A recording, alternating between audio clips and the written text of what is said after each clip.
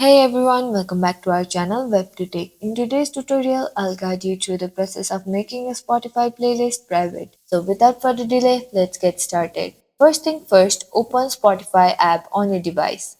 Make sure you are logged in into your Spotify account. Once you are in, go to your library, which is in the bottom of the screen, by simply tapping on it. Here you can see a playlist on the screen. Tap on the playlist which you want to make private.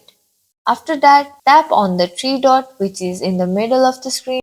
Scroll down a little and you can see the option to make private. Tap on it.